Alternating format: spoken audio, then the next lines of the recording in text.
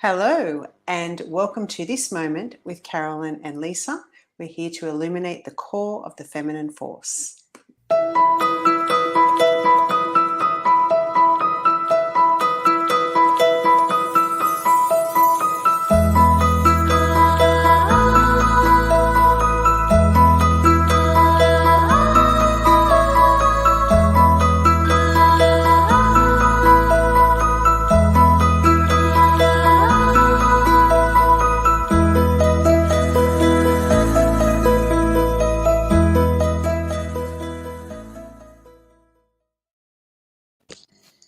Welcome back, everyone. So happy to have you all here. Welcome, Lisa. And we have a beautiful, gorgeous guest, Grainne O'Kane. She's a friend of mine here from Ireland, from Wicklow, and she is a wellbeing trainer. And we've invited her on especially because she is definitely a great example of the feminine force. And she works with teenagers. And we've been talking a lot about, valuing ourselves, and then, how that builds confidence in ourselves. And I wanted to ask Grainne especially to talk about confidence and about how to build confidence in ourselves and how to build confidence in our teens. And, Grainne has workshops that she runs through her wellbeing training company in Wicklow and along the southeast of Ireland. So it'd be amazing, Grainne. Welcome, first of all. We're delighted to have you here, and we'd love to hear a little bit about your background and then how you kind of moved into working with teens and building, and your passion for building this kind of resilience within teens, especially during these times. Thank you, Caroline. Thank you, Lisa. So I set up wellbeing training about 4 years ago now, after I took voluntary redundancy from my company. I'd been working there for nearly 20 years, and that was really an addiction, but it had a multidisciplinary function. So I was working with psychiatric services, child welfare, homeless services, the prisons, everywhere that really drugs and alcohol showed up. And from that process, it was really working at stabilization, rehabilitation, and recovery. And some of the lessons I learned from recovery, didn't matter what the issue was, what the age was, the stage was, the pillars and the outcomes are the same. And I suppose I felt in a private capacity that I could approach it in a slightly different way. And being a parent of 5 children, who are entering their teens and are in their teens, I was particularly interested in how we can communicate those messages that are, I suppose, palatable to the teen brain and the teen development. Whereas as parents, we quite often come from the standpoint like we just want them to do better, be safer than what we did or what we had.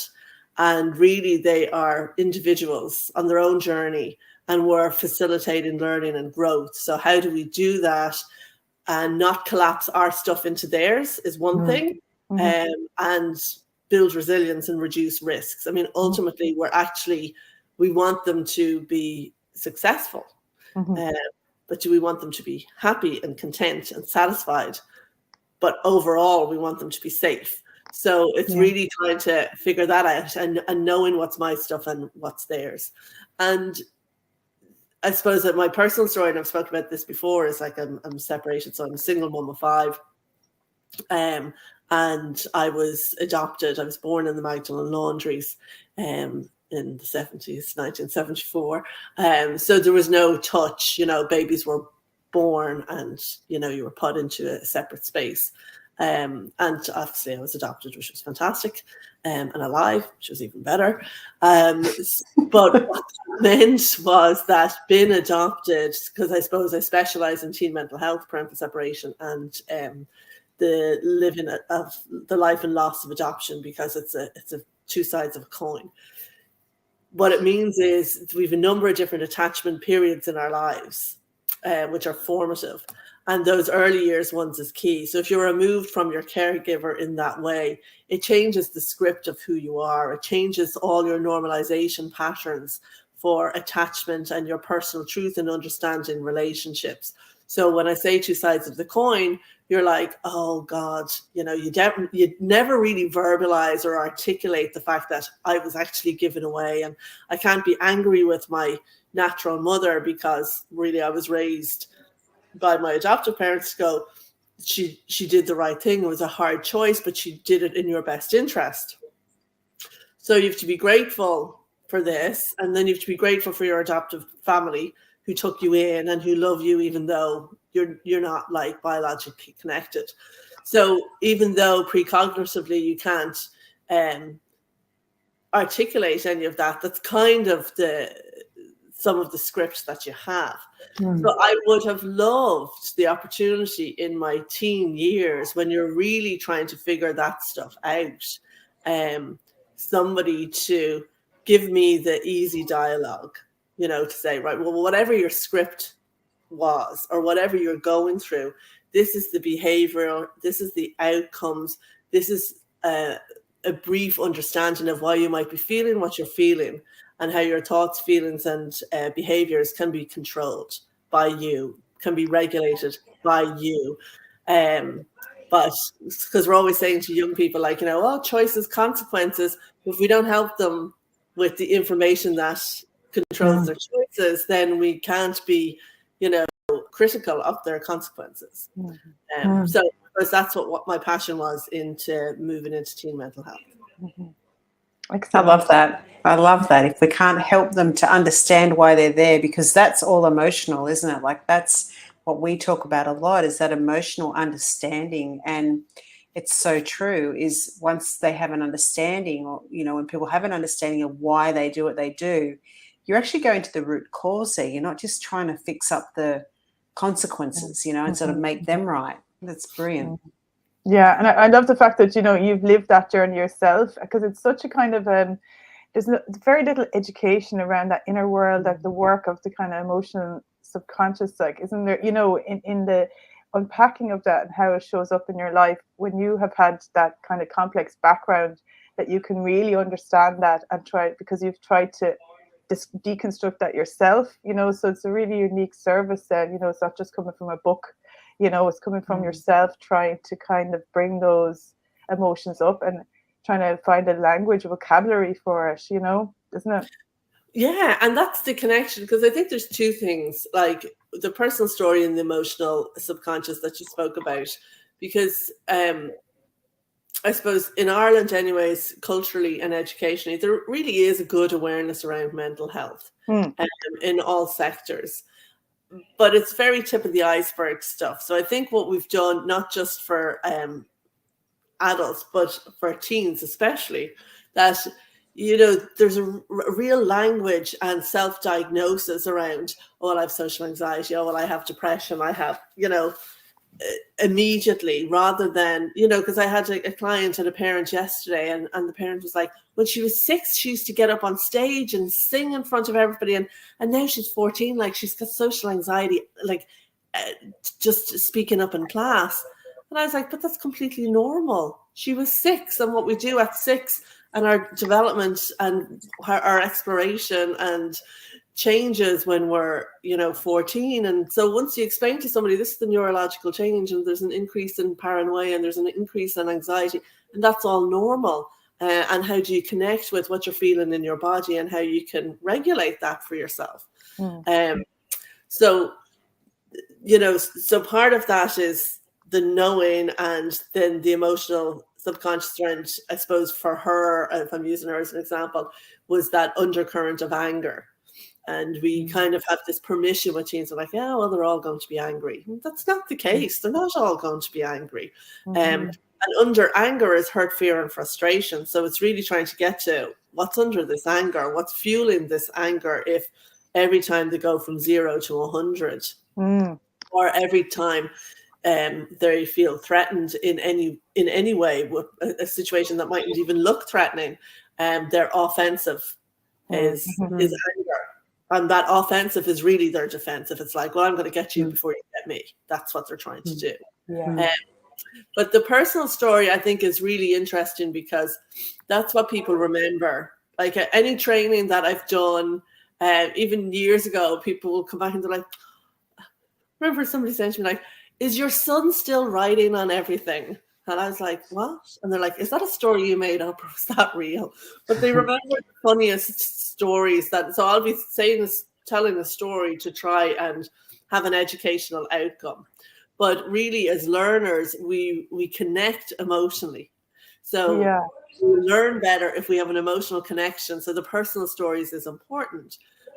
So with teens, for example, if I'm doing a one-to-one, which I'm trying to reduce doing, but I will always introduce myself professionally and personally.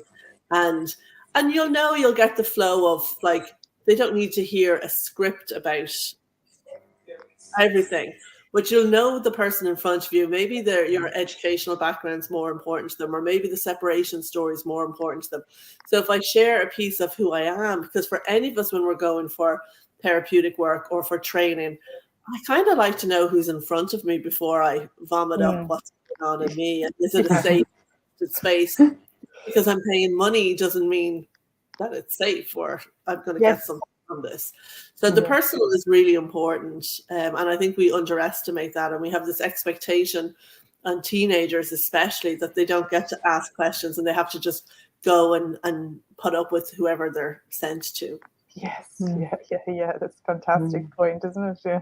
Yeah. It's that kind of, human connection again, like, isn't it? That you can feel that you can trust somebody. It's a trust, isn't it? I think that's really interesting too, because as parents, often our especially when they're teenagers, will say something, and if you can actually see what's going on for them, my daughter said this to me. She's like, you've just got to trust that this is how I feel. You've just got to trust that I can't help myself. You've just got to trust that I can't get out of bed this morning.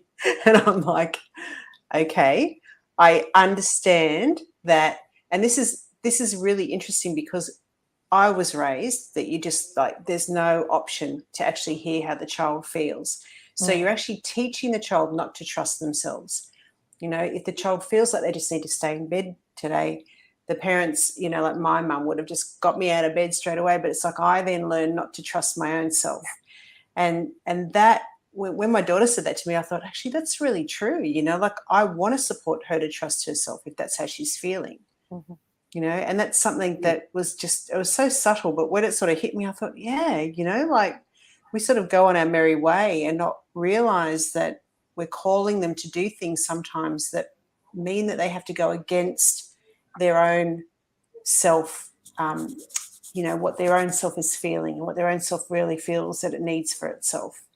Yeah. I just said it right. And I think it's really interesting the way it gets so complex, doesn't it, when you deny your feelings? Because, like, what you're saying, Grainne, is like trying to, like, I call it the archaeology, you're trying to get underneath what's underneath anger. What's appearing on the surface isn't even what the person realizes themselves is happening, that they have to start to kind of do that digging within themselves to find out what's under the anger, what's under the emotions, what's fueling that, what's at the core of it, and it's like that with ourselves. And it's like, how do mothers do that with their daughters if they haven't done it for themselves, if they're unaware of their own emotions, if they're unaware of their own trusting themselves or being honest with themselves, how they feel about their own life, like, it's really, I feel it kind of comes down to the parents. Like, do you find that yourself, Grainne, within your practice? Yeah, the first point of call is always work on yourself and do your inner work yourself. And because that's what I was talking about before, it collapses in parent and child, mother and daughter collapses into each other. And so you think you're trying to fix yourself through your daughter. And that's not her job, or you're trying to fix yourself through your children, and that's not their job, and that's not their life. And it's unfair of us to do that, but that's what, like, we didn't know any better. So definitely the first part is, what's my stuff, what's their stuff, and if I'm doing my own inner work and on that journey, then I can see what my steps on my milestones and what my feelings were and what my connections were, and I can reflect what role my parents had in that. If you can really be critically analytical and reflective on what role your parents had in your life and what the positives were and what the negatives were for you, then you have a really good foundation in going, actually, I am not the be all and end all for my child. I am not their savior, you know, and I'm not doing them any favors if I take on that role. And we have a generation of parenting that is doing that, that's doing the school projects, that's fixing all the stuff, that's because somebody was saying to me like, oh, like she's I think her child is 7, and she's like, yeah, no, somebody's been mean to her and everything. I'm thinking I'll call up the teacher. And I was like, well, let's unpick it. Like, what kind of mean? You know, and how's your daughter coping with that? And what did your daughter articulate about that? And what does she think of that person? And, you know, because what you're really trying to unpick is, does your child understand what, you know, mean behavior is, how that makes her feel, how can she handle it? Because mean to a 7-year-old is pretty much anybody who will not give you what you want. You know, so going into the teacher and mopping that up, what message does that give your daughter as well? So we're role modeling all the time, but if we're mopping up everything, we're not doing them service. And I think your point's really important, Lisa, around how do you balance that piece with our children, that they trust their own values, their own judgments, their own feeling in their bodies, physically and emotionally. Am I physically and emotionally safe? And what's in my best interest? And balance that with being the parent guide, because children can't parent themselves. They're not going to generally make the best decisions. They will take the easy option out. Not always. Like what we're trying to do is build an intrinsic motivation to go. So for example, I'd say to my kids, like, well, I have my education.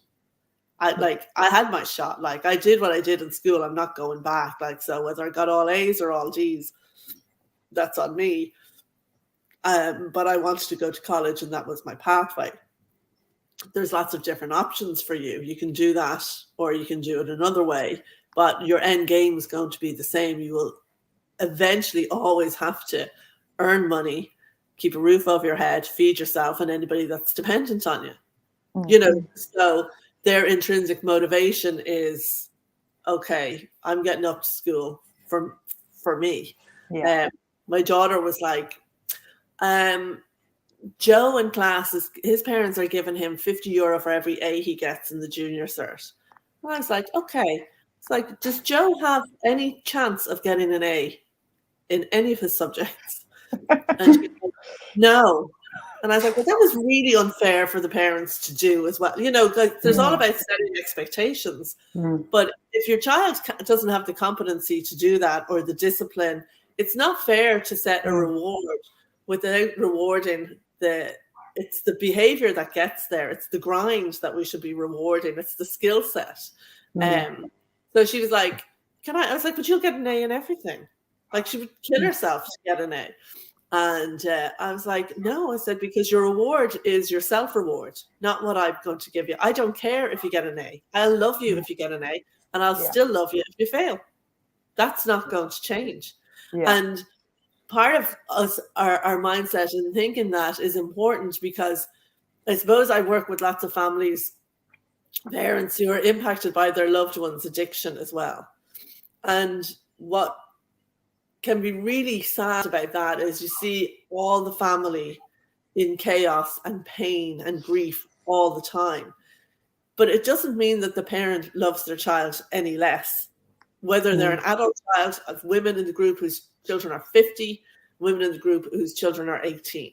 So they don't love them any more or any less. So even though I'm saying to my son, well, I have a zero tolerance policy, but actually, if he drinks, am I going to love him any less? I'm not going to be happy with that choice, but I'm not going to love him any less.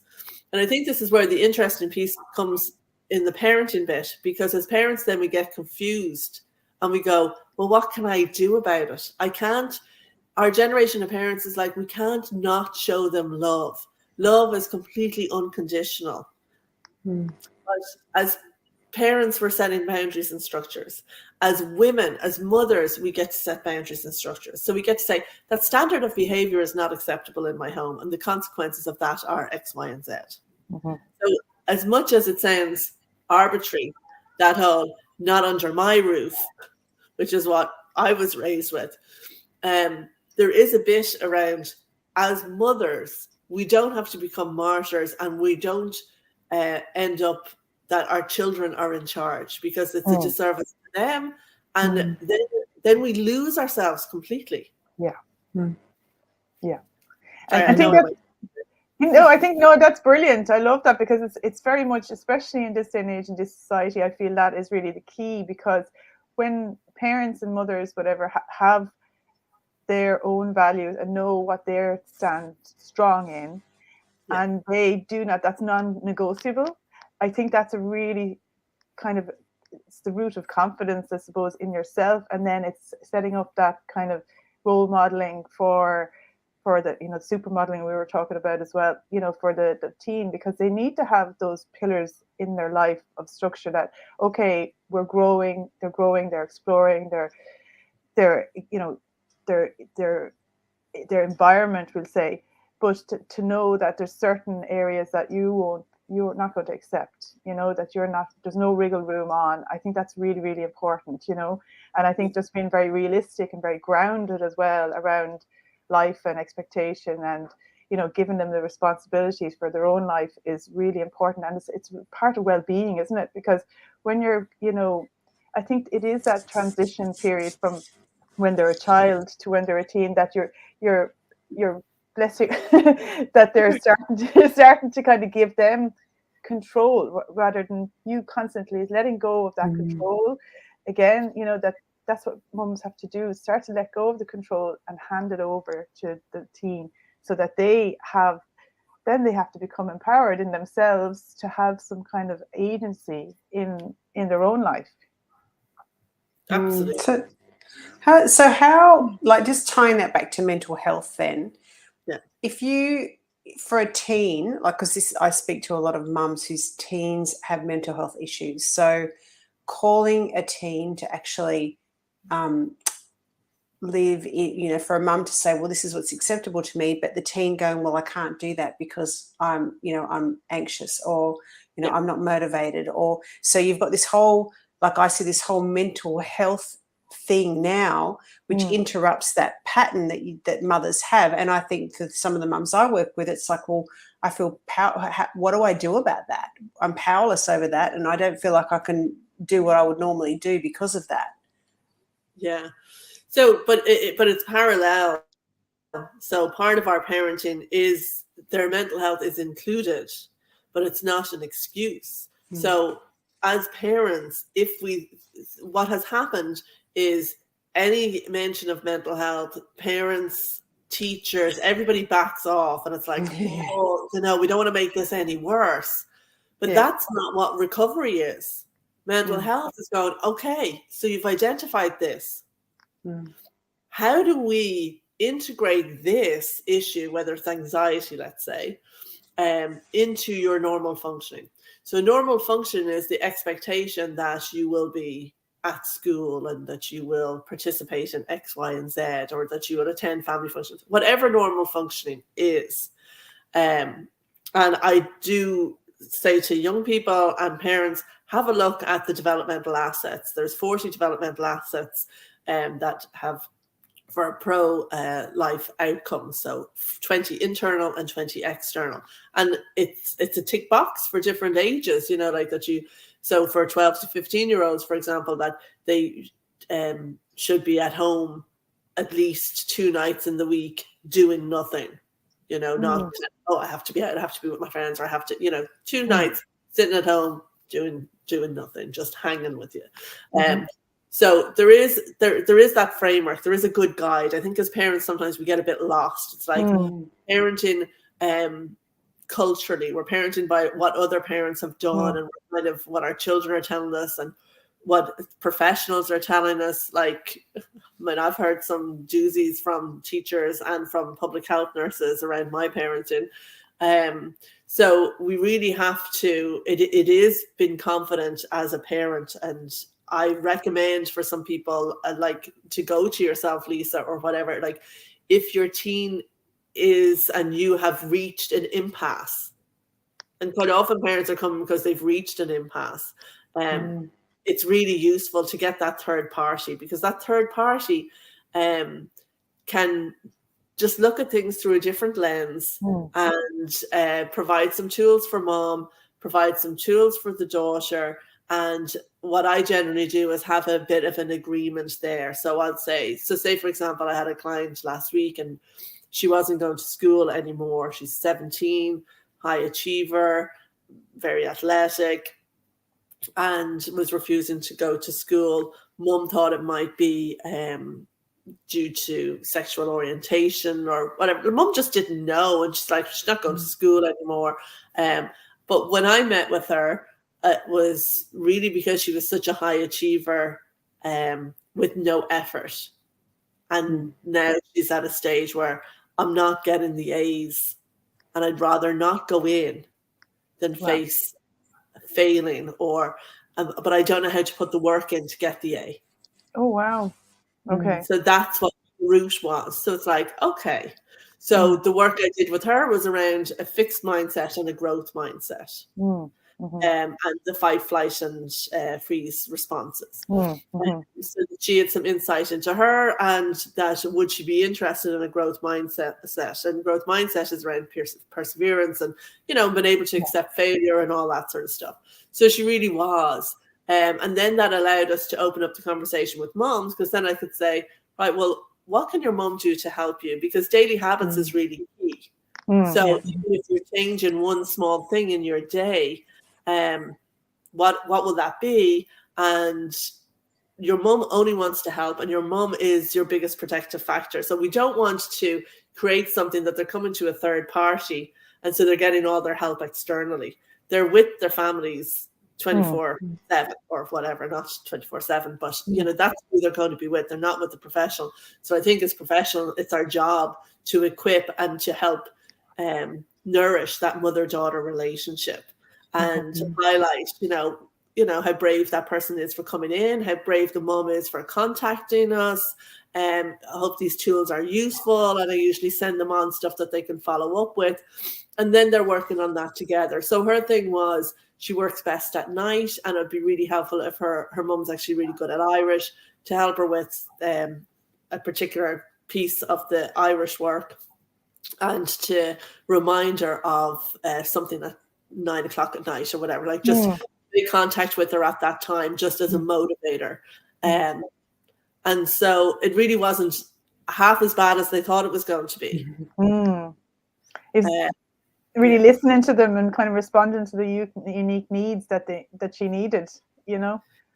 Yeah, well, I think as well, when there's a bit of an impasse, as parents, our heads go in all different directions. So our anxiety is increased. We're not feeling connected with our daughter. So it's so much worse in our heads. We really don't know what's going on. And then the daughter's kind of left feeling not disconnected or unloved in any way, but just, I can do this. I can not go to school. You know, and been aware of, like, I know what's going to happen by not going to school, but I've got myself into this rut now. I'm stuck with it. I don't know how to change the pattern. And it's you, Caroline, that it's like, it's all patterns, and those patterns can get into place really, really quickly at that age with the neuroplasticity. So as quickly as a bad pattern can get in place, you can equally replace that with a good pattern, and it can stick really, really quickly. You know? And I think that, you know, for me, it's about getting to them connected with their own kind of inner strength, because you know yourself, when you don't have an option but to grow, you'll grow. You'll find it, you know? I mean, it's like, for me, I look at it as like different iterations of ourselves, like different identities, like, as in, like, you know, I didn't think I'd be able to do this. I pushed myself. I was able to do it. I built resilience in in that moment, because I've faced the fear that I didn't want to go to school, but I still got up and went, and I didn't have any other option. And then secretly within yourself, you're building that confidence, you know, and then you realize, oh, I can do that again because I did it before. And then I'll do it again, and then I'll do it again. And then I suppose we've been gifted a lot of adversity in our life. So we've been gifted a lot of resilience, so that when you're in that environment that you've had to kind of grow, that you understand that more, I suppose, deeply in yourself, that there is that capacity. So if you understand there's a capacity for an innate growth within the human being, then that's really the gold, like, isn't it? You know, that's the kind of, you can face anything then and achieve anything and do anything, and that's the real growth mindset you're talking about. Yeah. Sorry, go on. But just as you were saying there, Caroline, as kind of like when we term confidence, what is connected with confidence is self-esteem, self-worth, and self-efficacy. And that piece around capacity that you're talking about is self-efficacy. It's that intrinsic knowledge that I have the ability to succeed in whatever particular thing it is. And one of the ways that we build self-efficacy is obviously success in our achievements, but sometimes we need somebody to point those out. And they can be very small, as in, you went to school 4 days last week, or you went to school 1 day last week. That's the achievement. We focus on the achievement as opposed to the lacking. Yes. And equally for parents, it's their self-efficacy, because as parents, we really just want to be proud of the job that we did. Like, we really don't want to be the root of our children's pain. So it's important as professionals or as peers to affirm other parents and go like, you know, we know you're doing all you can. Like, you're doing a great job. Like, this is a wonderful person here in front of us, you know? Yeah. So, and then the self-esteem and self-worth is slightly different, because self-esteem is about, we nearly build that up with, like, educational qualifications would be a great example. It's kind of an external one that people view, and we kind of validate our self-esteem on what we can, our prowess is, what we can show.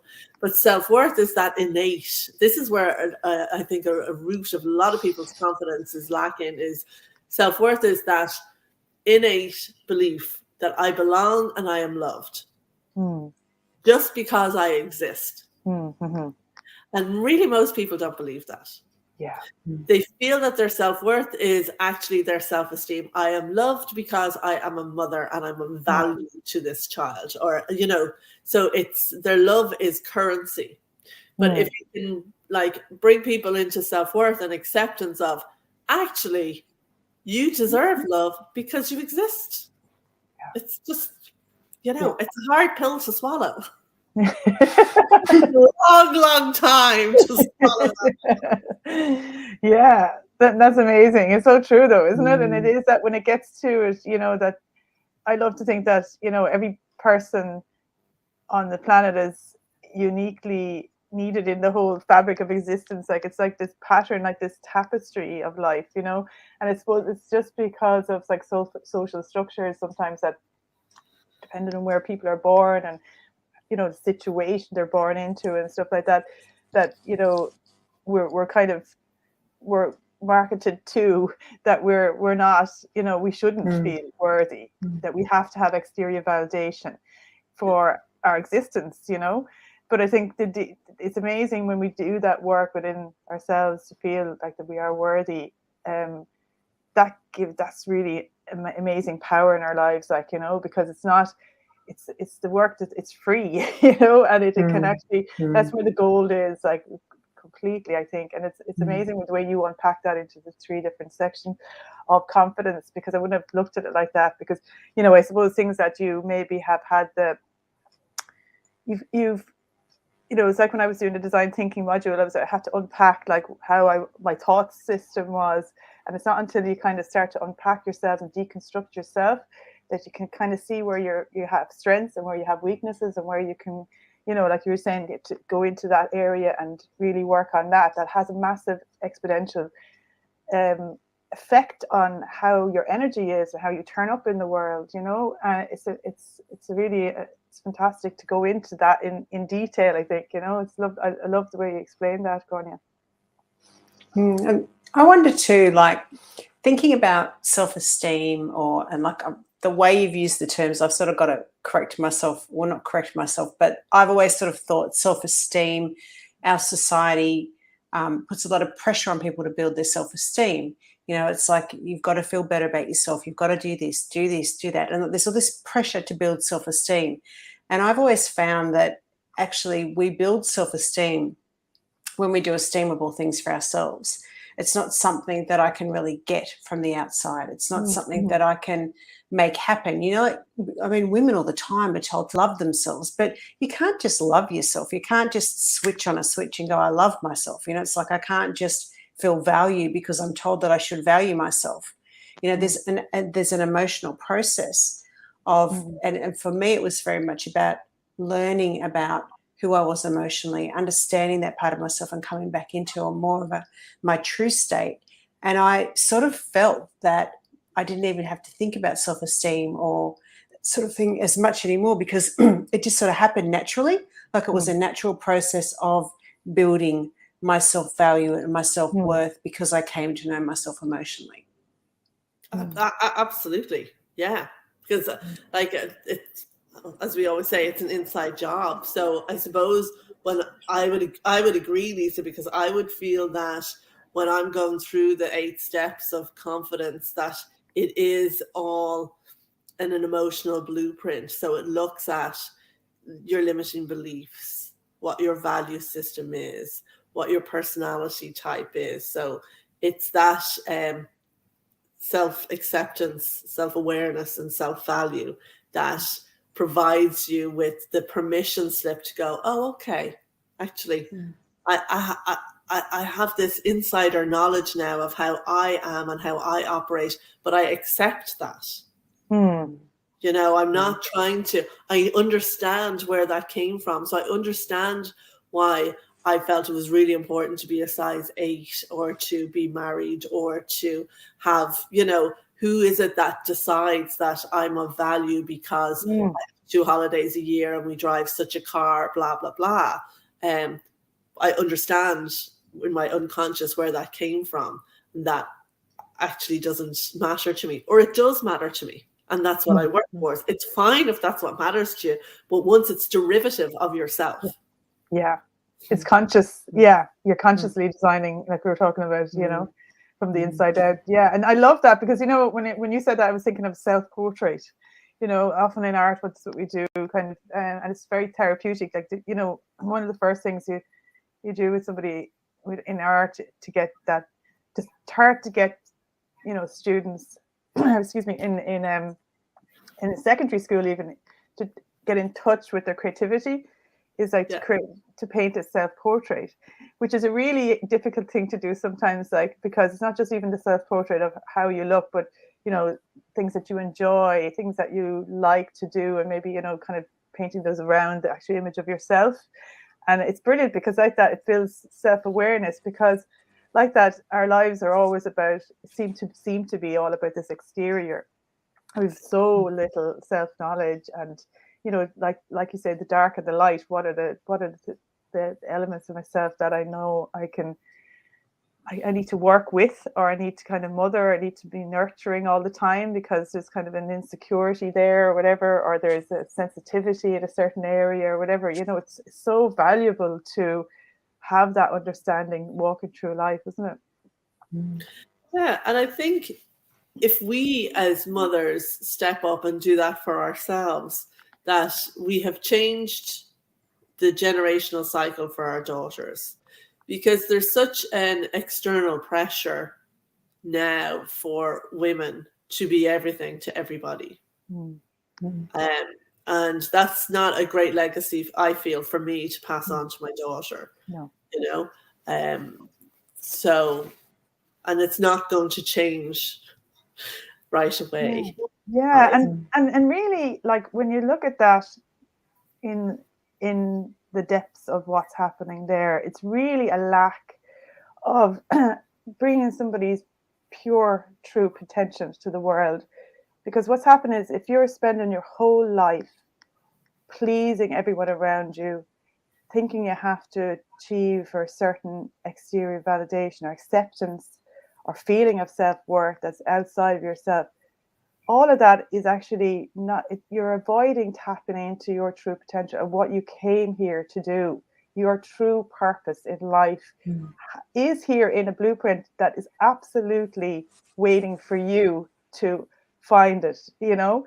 And it's just, for me, that's what I'm so passionate about these talks and stuff as well, because I see it as like that innovation, that tsunami of innovation. And if women can really start to deconstruct themselves, get close to themselves and find that purpose within themselves, as huge power in the world, you know, has massive effect on everyone around them and their daughters.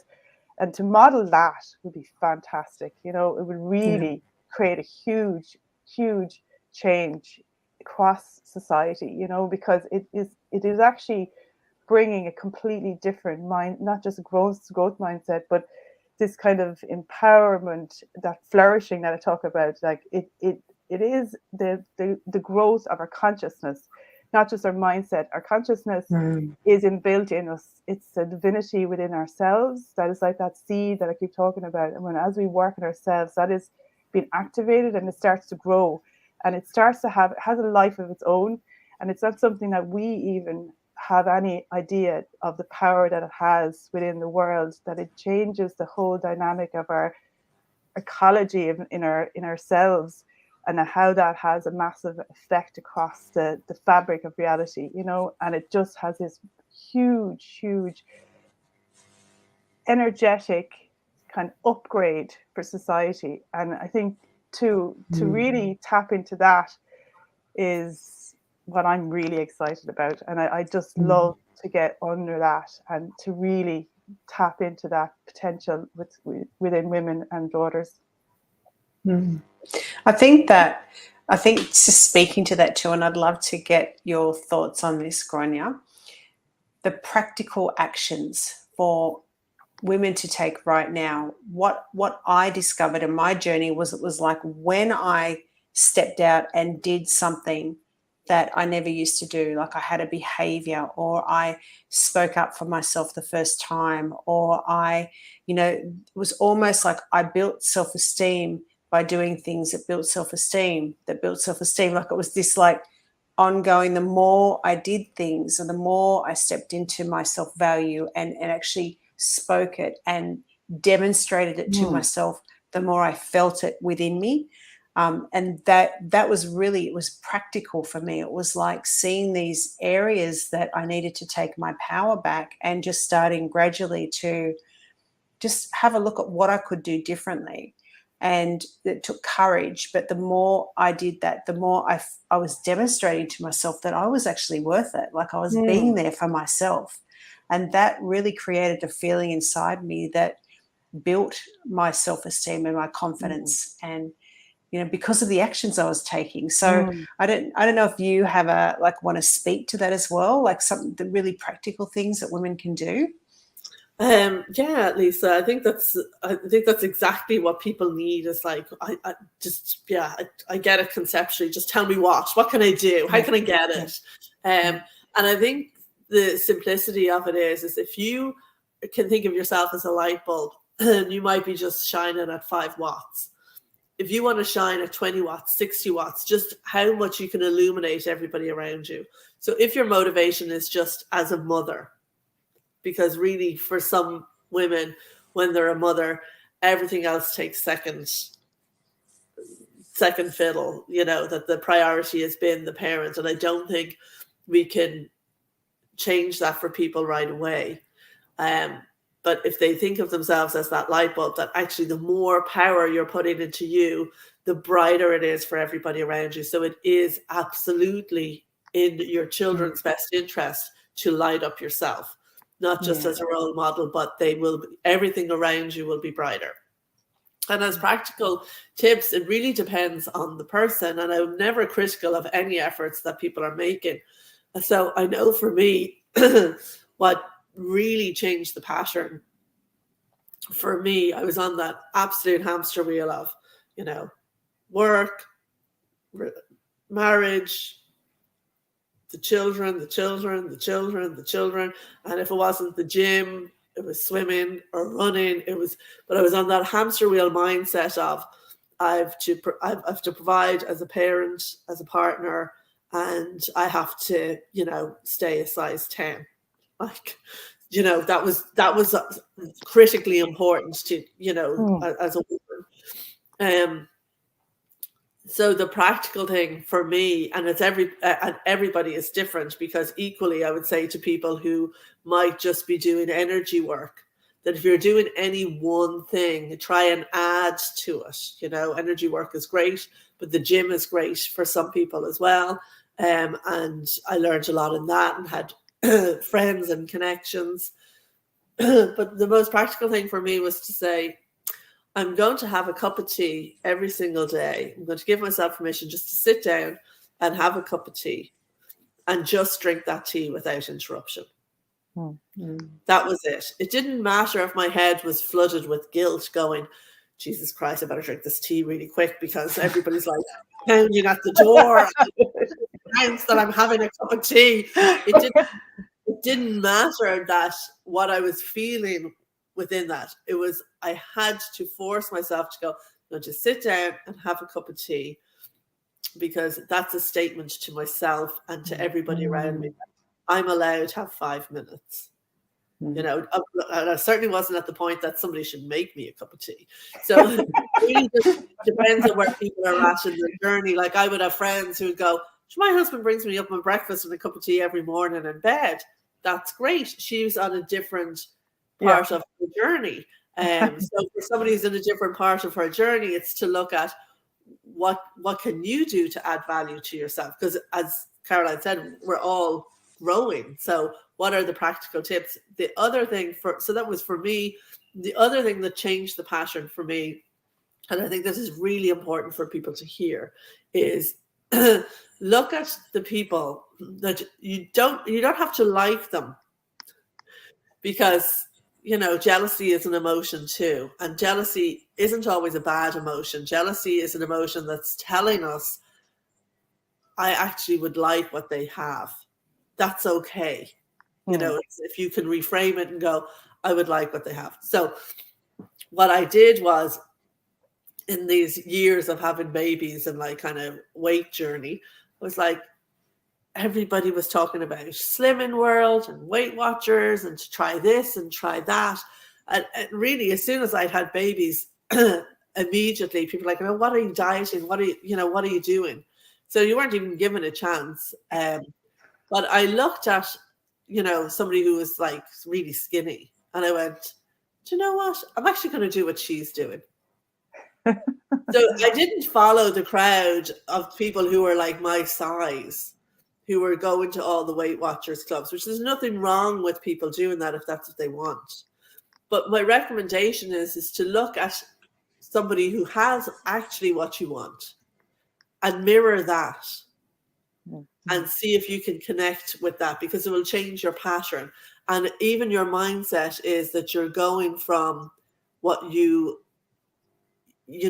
our brain and energetically. So even that language of lose weight, our bodies and our brain and energy doesn't allow us to lose things. So we should go with what we're attracted to and attract that to us. Yeah. So, so for me, that was it. So, she was skinny and she was in the gym 4 days a week and she was eating certain foods. So I just copied that and did that. Yeah. It's moving from kind of being inspired by being, jealous, as was being inspired, and being inspired by people, that they're giving you, it's not seeing people as being in competition. Then again, it's like what I keep talking about, the interdependence, interconnection. Like if we all value ourselves for ourselves, that we're not in competition with somebody, that we're actually all in it together and we all are inspiring each other and we're all helping each other. That somebody, if you do that, then somebody else could be looking to you to see, oh, Grainne's doing this X, Y, and Z. That's amazing. I'd love to learn something from her, etc., etc. But that's a shift that's a choice for you to change your mindset around that you're going to, the growth mindset. And it's funny what you're talking about, the growth mindset, because I think about, the Celtic spirituality, and we have the spirals. And really, I always think the growth for me is like it's either in a spiral going upwards and outwards, or you're going downwards, into a narrower space. But if you look at that, that's actually the spiral, when you see the kind of Celtic spirals looking on at the spiral. So that's very ancient philosophy, that we have in our DNA, that, growth is the growth of our consciousness. Is the way I see that is like, okay, you might be growing into what you want to become, but what you're demonstrating to me and what I hear you saying there, it's actually your consciousness is your capacity to love, your capacity to appreciate and to be grateful for that other person, because you see them as an extension of yourself. So that is about consciousness. That's not growth as in just mind. That's mind, body, and soul consciousness growing, So that is the expression of your consciousness that is growing, rather than your mindset that's growing. There's a consciousness, the change, and that brings everything along. It brings your emotional world, your physical world, your mental world is the growth. But you can't grow into that if you don't appreciate other people, if you don't love other people, and your influence in the world will always grow the more you can include into your sphere. So who are you not, moving away from that kind of idea of seeing other people as competition. It's how can where do I not love, where do I not appreciate, and how can I change that and start to understand that I'm not appreciating that person, or not loving that person, or that group, or that in bringing that into myself and enfolding that in ourselves. That is really where the growth kind of comes in, and our influence can increase, and then our whole physiology changes, and our mental state and emotional and spiritual state changes when we change our consciousness, and into that kind of what we were talking about a lot of the time, Grainne, the divine feminine. Yeah, so beautiful. We've talked for 50 minutes so easily, so we might think about bringing it to a close. I really like that, though, what you just said, Carolyn, because that is giving to others what we want for ourselves. So that is also something that's helped me build my confidence, is for me to actually really appreciate other people and value other people, and just showing other people their worth always makes me feel like that on the inside. So I actually give it to myself when I give it to them. Yeah, absolutely. It's like the sun inside, It's such a different feeling when you appreciate other people for who they are, that you value them and you see their worth, and you mirror that to them, and then they can feel that back from you. So it becomes like that beautiful kind of energy warmth in ourselves, Yeah, so good. And that just builds confidence, doesn't it? Yeah, and it's just to let people know that it takes time. It's one small step at a time, and it's so liberating and illuminating when you are there, if there's ever a there, because it just gets better and better. But when you're starting out, it is really, really tough, and it's those small steps, and I think when you talk about that consciousness as well, that the people who surround you are really important, and they can be actually the ones that are keeping you down and chipping away at your confidence. And they could be historical people, or they could be new people, or work people, or whatever, and you feel like you've no choice. I think quite often we feel like we've no choices in this. But even just doing an audit of people, like good, bad, this person makes me feel good, this person makes me feel bad, even just that awareness of knowing how that other person impacts us gives you power. Yeah. I love that. Yeah, so true. So true. Yeah. So it's getting back to your feelings, and sensing and your awareness in your body, isn't it? For everything. Especially as women, because as you said, we've all this oxytocin, so we're trying to please everybody around us. And that's why we're trying to create daughters who aren't don't do it just to please other people, but at the same time, you could please me now and then. Yeah, bit of a Jesus, balance. give me a break, apply it to everybody else because, but when we're hot wired that way as women, ancestrally and hormonally, it's really against the grain to step into our own power, step into our own feminine force. So I do think we have to work that much harder. And you definitely see it, like, I suppose, raising sons and daughters, that you'll go, it's very easy for my son to say no. Yes. It's not so easy for her to say no in every aspect of life, Yeah. It's so there true. is a difference. Yeah, and it does take that effort, but I do think community does help, doesn't it? When because you feed off each other and you're not having to try and keep that in your own head. It's being mirrored to you, with your company that you're keeping. Absolutely helps. Hugely. Thank you so much, Grainne. Again, I love listening to you. Thanks so much for coming on, and I'm delighted that you got a chance to meet Lisa and be included in our feminine force field that we're creating here. Thanks, Grainne.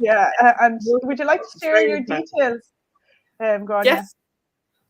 Well, if anybody's looking for my website, it's www.wellbeingtraining.ie, and I'm on Facebook and Instagram. The links are on the website. It's the easiest access point. Yep, and we'll put some in underneath the recording too, so you can follow the links to Grainne. Thank you so much, Grainne. That was just so wise and grounded, and just such a beautiful conversation. It was really lovely. Thank you. Thank you so much, Grainne. Thank you for having me. And thanks everybody for listening and watching, and we'll see you back here for our next show on Monday. Yep. Thanks a lot. Thanks, everyone. Bye. Bye.